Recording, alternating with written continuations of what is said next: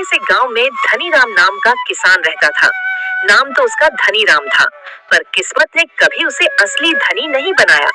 उसका घर मिट्टी का टूटा फूटा, खेत बंजर और जेब हमेशा खाली रहती थी।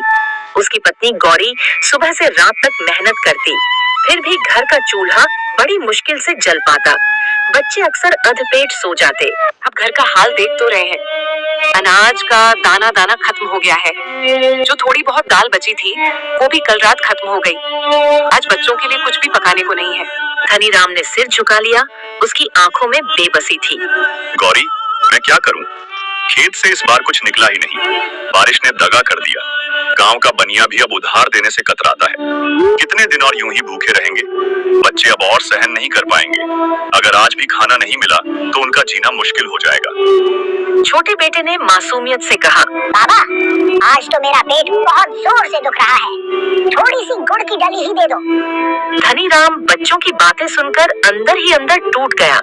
उसने आंगन की टूटी हुई दीवार पर नजर डाली और भारी मन से बोला, गौरी, मैं बाहर जाकर देखता हूँ, शायद कहीं से थोड़ा अनाज उधार मिल जाए। इतना कहकर वह घर से बाहर निकला। गली के मोड़ पर पहुंचते ही सामने से गांव का साहूकार लालची आंखों से उसे घूरता हुआ आ खड़ा हुआ। साहूकार ने ऊंची आवाज में कहा, ओए धनीराम, कब तक भागेगा? मेरे पैसे कब लौट आएगा? पिछले 2 साल से उधार लिए घूम रहा है, अब तो ब्याज ब्याज पर ब्याज चढ़ गया है। साहूकार जी, मैं भी मजबूर हूँ। खेतों ने इस साल साथ नहीं दिया। अगर फसल होती तो आपका कर्ज चुका देता। मुझे थोड़ा और वक्त दे दीजिए। अरे, तेरे जैसे कंगालों को मैं कब तक पालूं? गांव में मेरी इज्जत ऐसे ही नहीं बनी है। कल तक पैसे ला, वरना तेरे घर का सामान उठवा लूंगा, समझा? धनीराम के सीने पर जैसे किसी ने पत्थर रख दिया हो। वह कुछ कह भी न पाया और चुपचाप सिर झुकाकर आगे बढ़ गया। उसके दिल से बस यही निकल रहा था, हे भगवान, आखिर कब तक मेरी परीक्षा लोगे? मैं अपने बच्चों का पेट कैसे भरूंगा? साहूकार की कड़वी बातें सुनकर धनीराम का मन बोझिल हो गया। वह चुपचाप पगडंडी पर चलते चलते गांव के बाहर निकल आया। धूप तेज थी, लेकिन उसका मन उससे भी ज्यादा तप रहा था। वह सोच रहा था, न घर में अनाज, न जेब में पैसा, ऊपर से साहूकार की धमकी। अगर कल तक रुपये न दिए तो वो घर का सामान उठा ले जाएगा। आखिर मेरे बच्चों का क्या होगा? हे भगवान, कोई रास्ता दिखा दो। इसी उधेड़बुन में वह गांव से लगे जंगल की ओर चला गया। वहाँ थोड़ी ठंडी हवा और पेड़ों की छांव थी। जंगल में सन्नाटा था, बस पत्तों की सरसराहट सुनाई दे रही थी। धनीराम एक पुराने पीपल के पेड़ के पास बैठ गया और सिर पकड़कर सोचने लगा। तभी उसकी नजर जमीन पर पड़ी। धूप की किरणों में कुछ चमक रहा था। वह चौंका। ये क्या है? धनीराम झुककर देखता है तो उसके होश उड़ जाते हैं। मिट्टी में आधा दबा हुआ सोने का एक भारी हार पड़ा था। हार पर नक्काशीदार डिजाइन और छोटे छोटे रत्न जड़े थे। अरे, ये तो सच्चा सोना लगता है। भगवान, क्या ये मेरी मदद करने भेजा है आपने? धनीराम के हाथ कांपने लगे। उसके चेहरे पर बरसों बाद उम्मीद की किरण दिखी।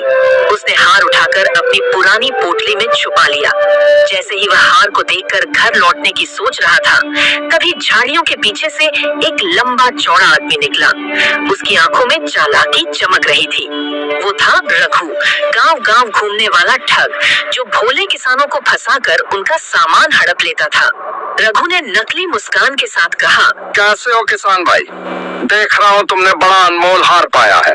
कहाँ मिला तुम्हें ये? धनीराम घबराया, लेकिन सच बोल दिया। जंगल में ही जमीन पर पड़ा मिला। शायद किसी धनी आदमी का खोया हुआ है।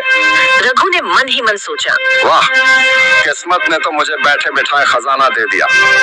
अब इसे बेवकूफ बनाना आसान है। वो आगे बढ़ा और मीठे स्वर में बोला, किसान भाई, ये हार बहुत कीमती है, लेकिन तुम्हें तो इसका दाम पता भी नहीं होगा।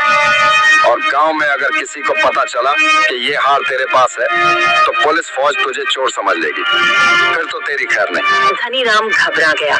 लेकिन भाई साहब, मैंने तो इसे बस यूं ही पाया है, चोरी तो नहीं की। हाँ, पर गांव वाले सच मानेंगे। सुन, तू चाहे तो ये हार मुझे दे दे।